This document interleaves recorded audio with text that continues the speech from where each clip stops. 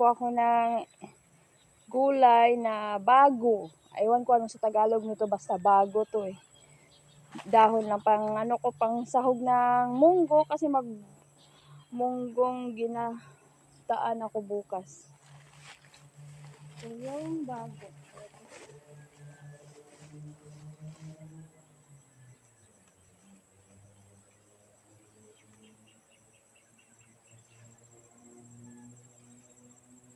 Masarap to, ka-farmer.